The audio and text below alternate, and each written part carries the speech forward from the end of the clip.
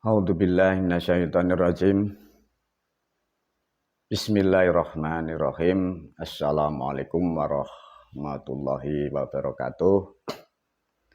Selamat malam kepada para murid, santri, dan pemirsa dimanapun berada. Sugeng Rahayu semuanya. Semoga kita selalu dalam keadaan sehat walafiat. Semoga selalu dalam keadaan bahagia bersama keluarga. Para murid, santri, para pemirsa, dan para pendengar dimanapun berada, alhamdulillah pada kesempatan hari ini, malam hari ini, guru diberi kesempatan untuk memberikan sesuatu, terutama kepada para murid dan santri.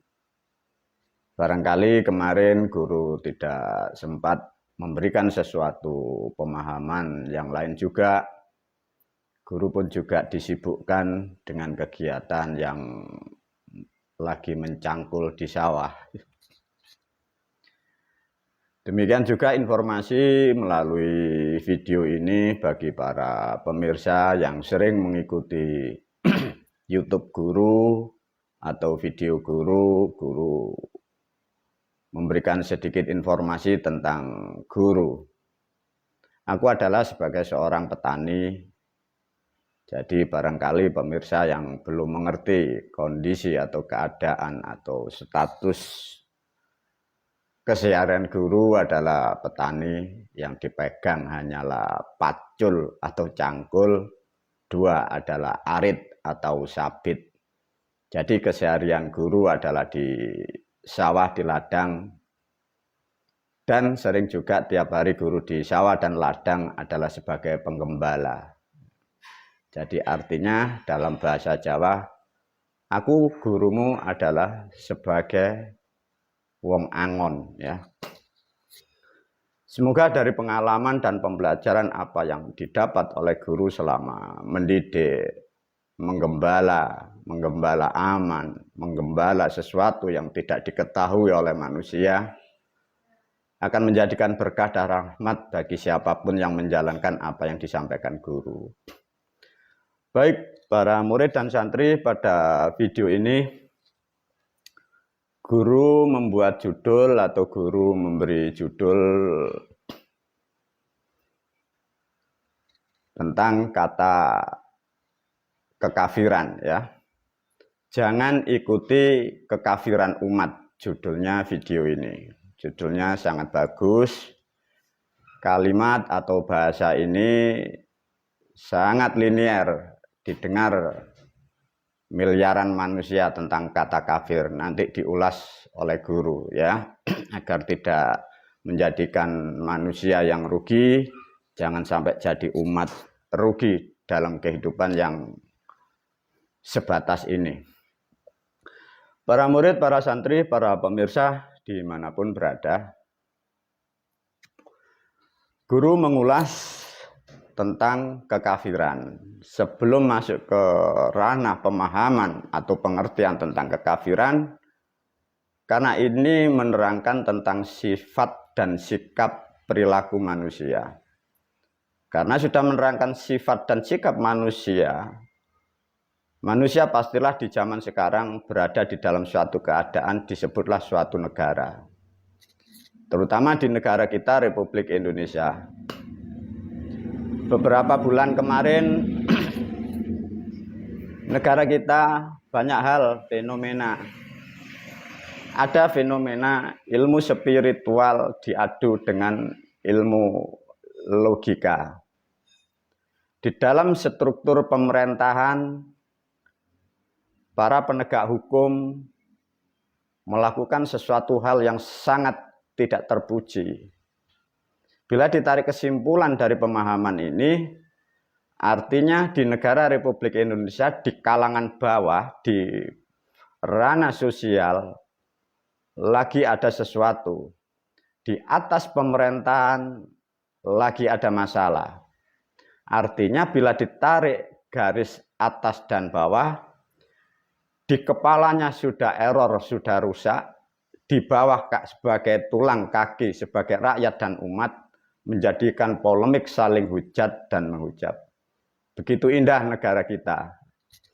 Seperti apa yang sudah diterangkan guru dan sudah difahamkan guru dan sudah dihitung oleh guru dan sudah diterangkan semua. Melalui video-video yang diterangkan, ada dengan judul "Masihkah Negaraku Ini Ada?" Coba dikaji lagi. Peradaban ke depan, tahun-tahun ke depan, politik negara Republik Indonesia sudah dijabarkan guru. Itu nanti akan terjadi sesuatu hal yang sangat besar, terutama ada dua peristiwa yang akan terjadi. Satu peristiwa yang tentang kenegaraan atau politik yang sangat fatal. Dua yang paling rawan adalah semoga pun juga tidak terjadi. Bila tidak terjadi, alhamdulillah, ada sesuatu peristiwa alam yang sangat dahsyat. Itulah yang paling pokok. Semoga tentang alam janganlah sampai terjadi. Kalau toh terjadi, bagaimana kita untuk menyelamatkan diri, keluarga kita menjadikan terselamatkan. Ini poin dari pemahaman tentang negara atau sekup yang besar. Sesuai dengan judul pada video ini, jangan menjadi manusia, jangan mengikuti kekafiran umat. Para murid, para santri, lihatlah sekarang, sadar atau tidak, bahwa di suatu negara yang katanya gemah ripah lojinawi, suatu negara warisan para dewa, negaranya hancur, manusianya rusak, politiknya terombang-ambing. Dari manakah asalnya? Kok bisa seperti itu? Dari pemahaman, dari sejarah sudah terbukti, faktanya sudah jelas bahwa tatkala manusia itu memahami sesuatu salah, pemikiran yang salah dijadikan perbuatan, rusaklah perbuatan itu. Tatkala perbuatan itu sudah menjadi kesalahan majemuk, menjadikan kesalahan universal, menjadi kesalahan yang global, rusaklah tempat itu yang disebut negara. Coba analisa, negara kita begitu rusak di atas sana, yang di bawah sudah Anda mengetahui. Mengapa bisa terjadi seperti itu, guru? Dari pemahaman orang-orang bijak sudah diterangkan sejak dulu dan sudah dituliskan bahwa sudah sering diucapkan oleh bangsa manusia itu sendiri. Suatu kerajaan atau suatu negara, tulang punggung yang paling kuat kalau sudah membahas negara, di situ ada kata ulama dan umarok. Nah, itu. Tatkala ulamanya sudah buta, umaroknya pasti gila. Inilah yang terjadi di negara Republik Indonesia. Dari keterangan yang lain sudah diterangkan bahwa kegilaan dari seluruh apa yang ada di negara kita. Kita yang di era sekarang, kita memahami konsep yang salah sejak kita sebelum lahir.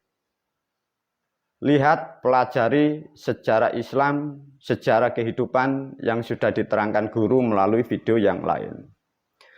Nah, dari peristiwa kesalahan kurang lebih 1400 masa lampau, kesalahan dikatakan kebenaran, yang benar dikatakan kesalahan. Inilah faktanya. Ini nanti akan mengalami titik setak. Di dalam negara kita akan mengalami titik setak.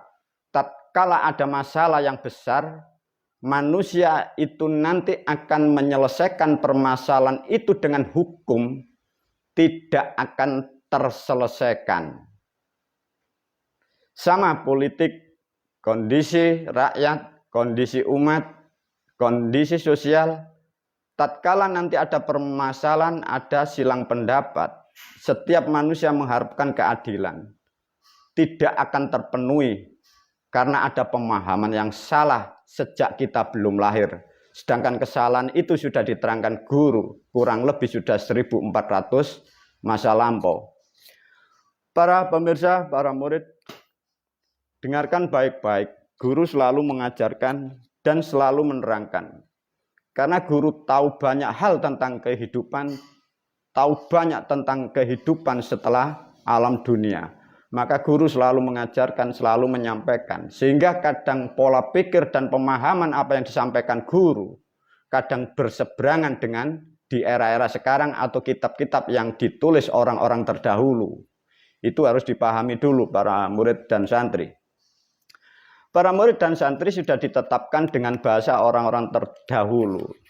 Tatkala manusia itu dalam kekafiran, disitulah manusia itu akan mengalami kegelapan rohani. Kegelapan naluri, dia tidak akan pernah ada yang dikatakan penerangan. Sehingga hidupnya dalam kesusahan. Disitulah yang disebut dalam orang atau manusia dalam kekafiran.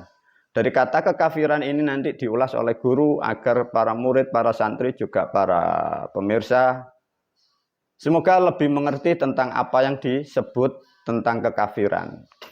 Sehingga nanti menjadikan hidup kita lebih damai, hidup kita lebih cerah. Sehingga kita dalam kehidupan kesehari dalam berkeluarga selalu dalam keadaan bisa nyaman.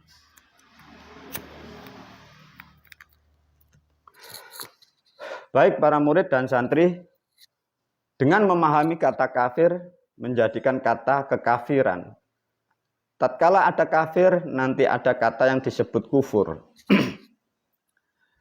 Di dalam kehidupan berbangsa dan bernegara, karena cara pembelajaran kitab yang salah kaprah, dan kitab sudah dibolak-balik oleh leluhur kita juga, sehingga manusia di era sekarang mendapatkan pemahaman yang tidak tepat, sehingga apa yang diimani, apa yang diyakini merusak hidupnya, merusak generasinya, merusak suatu tatanan yang ada menjadi rusak. Para murid dan santri, kalau kita sudah mengacu kepada yang disebut bahasa kafir. Bahasa kafir adalah mengacu kepada suatu kitab di agama kita, agama Islam. Di dalam agama Islam ada kata kafir, ini diulas ya. Sebelum masuk di ranah yang tepat atau dalam titik kafir, guru berbicara tentang global. Yang dimaksud global adalah satu contoh manusia meyakini bahwa kitab suci Al-Quran adalah sebagai wahyu. Nah ini nanti yang kita ulas, semoga banyak hal yang Anda akan lebih mengerti. Coba para murid dan santri juga para pemirsa dimanapun berada. Coba guru memberi statement pertanyaan, terangkan sesuai dengan kapasitas Anda, terangkan di diri Anda sendiri. Menurut Anda yang disebut wahyu itu apa? Cernak dulu bahasa ini. Yang disebut wahyu itu apa? Bisa dicerna. Tatkala para pemirsa salah memahami apa yang disebut wahyu, sehingga terjadinya sesuatu hal menjadi kerusakan yang dikatakan pikiran atau mindset atau pemahaman. Guru mengambil analisa rata-rata. Wahyu dikatakan sesuai dengan kata petunjuk. Di video yang lain sudah diterangkan oleh guru agar lebih jelas dan lebih paham. Coba dipahami apakah yang dimaksud petunjuk. Petunjuk adalah sesuatu informasi bagi manusia itu yang belum mengerti atau yang tidak tahu. Ya, itu harus dipahami. Lantas bagi manusia yang sudah tahu atau yang sudah mengerti, diberilah informasi. Apakah itu bisa dikatakan petunjuk? No, tidak. Itu bukan petunjuk. Ini harus kalian pahami. Tatkala sesuatu mengacu, merujuk kepada yang disebut petunjuk adalah sesuatu informasi yang diterima bagi manusia yang belum mendapatkan pengertian atau pengetahuan, itulah petunjuk. Petunjuk itu mempunyai sifat, mempunyai ciri-ciri. Petunjuk nomor satu bisa diterima oleh bagi yang membutuhkan petunjuk, artinya petunjuk itu mudah dipahami, mudah dimengerti. Itu rumus. Jadi suatu petunjuk apapun itu mudah dimengerti, mudah dipahami, lebih memudahkan untuk perjalanan atau tujuan. Itu rumus. Kalau nyimpang dari itu artinya itu bukan petunjuk. Itu dipahami. Diterangkan lebih detail, suatu petunjuk, tatkala petunjuk itu mudah dipahami, mudah dimengerti, dan mudah untuk dijalankan. Petunjuk yang tepat, petunjuk yang benar, petunjuk yang akurat, biasanya bergambar. Nah, itu. Sekarang bagi peradaban kehidupan di dunia, semua rata-rata manusia mengatakan mendapat petunjuk. Benarkah 3 syarat ini dipenuhi oleh yang Anda maksud sebagai petunjuk? Guru merujuk kepada pemahaman rata-rata dari peradaban yang berkembang. Satu contoh, manusia mengatakan kalau toh Al-Quran diyakini itu sebagai petunjuk, guru pun memahami apa yang dimaksud. Tapi karena pencernaan pemikiran yang salah, sehinggalah sesuatu yang benar menjadi salah. Satu contoh begini. Di dalam pendidikan kita sejak kecil diajarkan oleh guru. Petunjuk yang dimaksud Al-Quran itu rata-rata suatu petunjuk dari Tuhan, dari Allah, di bawah Jibril disampaikan kepada junjungan Nabi Muhammad SAW. Alurnya seperti itu. Petunjuk ya, ini dipahami. Dari Allah di bawah Jibril disampaikan kepada Nabi Muhammad. Kalau toh nilai petunjuk tadi apa? Petunjuk adalah informasi. Sesuatu pemahaman baru bagi yang belum mengetahui. Ini diolah ya, maka jangan sampai salah memahami nanti tentang wahyu, tentang firman. Di dalam video guru yang lain sudah diterangkan dari pilar 4 pilar, tolong dikaji lagi. Tapi sudah dijelaskan bahwa surat Al-Fatihah adalah sesuatu konsep, ya, itu bukan dari langit. Satu contoh, menganalisa satu contoh aja, surat Al-Fatihah diyakini ya, ini hanya diyakini dan diimani. Manusia meyakini itu boleh, mengimani itu boleh, tapi faktanya salah atau benar, dia pun tidak tahu. Tapi kita coba, pada melalui video ini, para murid dan santri juga para pemirsa dan pendengar, diajak guru untuk berpikir yang tepat. Kalau toh surat Al-Fatihah itu dari langit, dari Allah, di bawah Jibril, disampaikan kepada Nabi Muhammad. Kalau toh itu wahyu, kalimat itu kalimat perintah atau kalimat keterangan. Cara berpikirnya begitu. Kalau toh wahyu itu untuk kanjeng Nabi atau untuk umatnya, itu surat Al-Fatihah. Kita cek, kita lihat kebiasaan kita. Kalau toh itu petunjuk dari Allah, lantas apa hubungannya? Kalau ada manusia atau kita yang beragama Islam, kirim doa, kok membaca surat Al-Fatihah. Sedangkan surat Al-Fatihah itu dikirimkan. Coba. Para murid, para santri, para pemirsa, para pendengar dimanapun berada. Kalau toh petunjuk itu dari Allah diterima kanjeng Nabi Muhammad, dibaca oleh umatnya, tatkala umatnya bisa membaca, wahyunya dikirimkan kepada almarhum.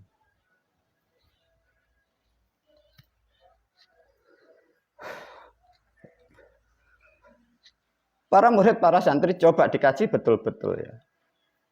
Dari keyakinan, dari keimanan yang pertama kita meyakini bahwa surat Al-Fatihah adalah petunjuk dari Allah melalui Jibril disampaikan kepada beliau Muhammad SAW.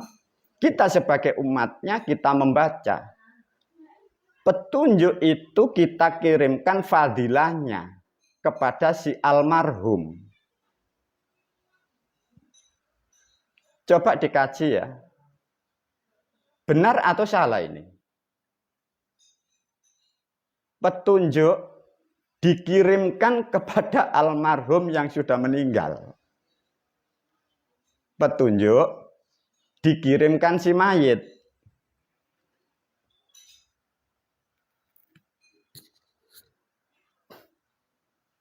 Lantas kalau hal seperti ini sudah terjadi 1400 masa lampau, apa gunanya Allah membuat firman atau wahyu? Kalau toh cara mengaplikasikan dalam kehidupan seperti ini, benarkah cara ini yang diajarkan oleh Islam? Ataukah umat 1400 tahun dalam kekafiran?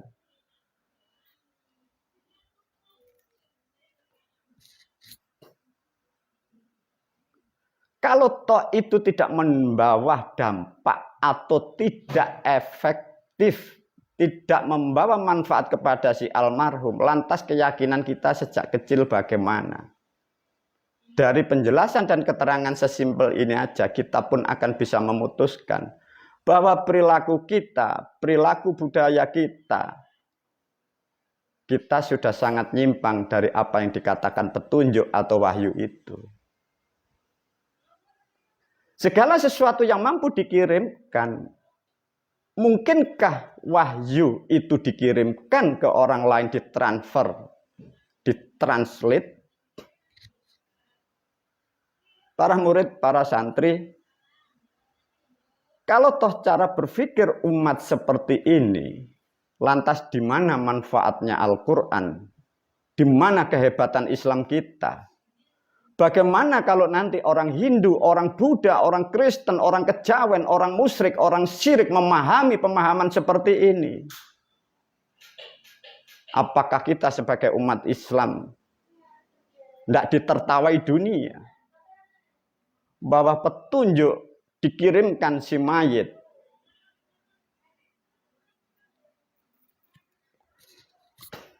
Kalau toh memang petunjuk itu ditulis dengan bahasa Arab, ditulis seperti itu, bagaimana kalau itu dilambangkan sebagai tulisan kaligrafi? Kalau toh kaligrafi bisa dikirim sesama manusia. Para murid, para santri, kita sejak kecil belajar beragama, sejak kecil kita belajar kitab, sejak kecil kita mendengar meskipun kadang ada yang tidak belajar. Tapi selalu terngiang, selalu terdengar bahwa itu kalamullah, firman suara Tuhan, wahyu kepada seorang nabi. Wahyu ditafsiri adalah petunjuk. Bagaimana kalau petunjuk melalui nabi kita membaca, sedangkan itu petunjuk itu kita kirimkan kepada almarhum?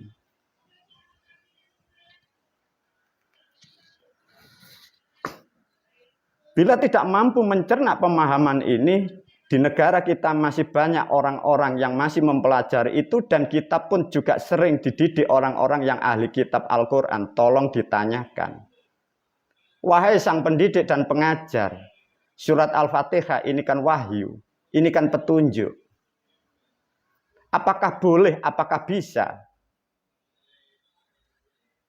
Petunjuk dari Kanjeng Nabi saya baca, saya transfer, saya kirimkan kepada si mayit.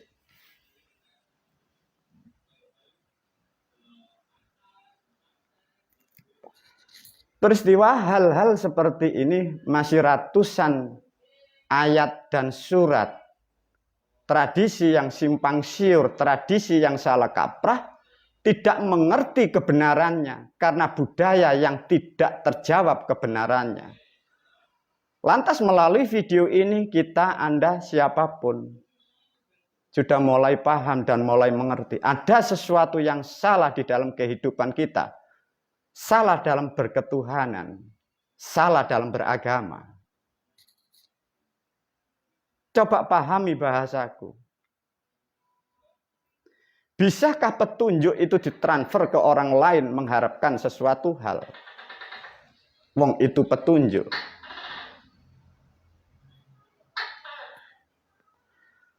Coba ada lagi dalam satu tradisi di negara kita. Si almarhum A, B, C, D. Setiap mayit, setiap manusia yang meninggal, dibacakan khususon, wasilah, suatu petunjuk. Coba dipahami betul-betul. Nah, inilah para murid, para santri sesuai dengan apa yang diberikan judul oleh guru. Jangan ikuti kekafiran umat, karena ini sudah 1400 tahun masa lampau. Para murid dan santri dipahamkan lagi melalui video ini. Kafir itu bukan orang di luar Islam. Kafir itu maknanya terkubur. Bahasa persamaannya adalah tertutup. Bahasa kecerdasannya dia tidak mengetahui. Bahasa rohaninya dia belum mengerti. Itulah yang disebut kafir. Lantas kalau diulas oleh guru satu peristiwa, satu budaya, satu tradisi tentang surat Al-Fatihah yang dilakukan di peradaban sebagai umat beragama Islam. Bagaimana kalau seperti ini? Maka melalui video ini guru menyampaikan khususnya kepada para murid dan santri. Janganlah ikut-ikut kalau para murid dan santri sudah mendapatkan sesuatu pengertian dan pemahaman tentang surat Al-Fatihah. Tentang Islam yang diajarkan guru. Sesungguhnya di luaran sana, kekafiran itu sudah 1400 masa lampau. Dan sudah ditegaskan para leluhur kita, bahwa tatkala suatu bangsa atau negara dalam kekafiran dan kekufuran, hancurlah negara itu, rusaklah umatnya. Kelak di kemudian hari, finari jahanam tempatnya. Para murid, para santri, coba betul-betul dipahami. Ini belum lagi satu contoh surat-surat yang lain di dalam kitab suci Al-Quran. Itu ditafsiri, dimaknai wahyu adalah petunjuk. Dibuat hajatan, ada yang di dalam disebut ilmu pengasihan. Lantas apa yang disebut dalam suatu kalimat atau kitab suci Al-Quran? Bila kurang paham, pahami video guru tentang mengajarkan apa yang disebut 4 pilar. Karena 4 pilar itu nantilah yang akan mencerdaskan kehidupan sebagai manusia, terutama kalian bagi yang beragama Islam. Karena guru sudah menyiapkan dari judul kaset dan video 4 pilar itu nanti yang akan menopang kehidupanmu, bahkan akan menopang kehidupan suatu negaramu ini. Dari 4 pilar guru sudah memberi kado buat seluruh umat dan bangsa negara Republik Indonesia. Karena peradaban ke depan, peradaban yang rusak, akan tumbang dan hancur, tumbuhlah peradaban yang baru ke depan. Semoga generasi yang muda pelajari video-video yang sudah aku sampaikan melalui dimanapun berada. Semoga menjadikan kalian hidupmu menjadi selamat. Kehidupanmu mendapatkan kecerahan. Sehingga Islam akan menjadikan Islam yang betul-betul profesional. Bukan Islam dalam kekafiran. Semoga video ini sangat membantu dan mencerdaskan, memberi pemahaman yang baru tentang wahyu dan tentang petunjuk. Wabillahi taufiq wal hidayah. Wassalamualaikum warahmatullahi wabarakatuh.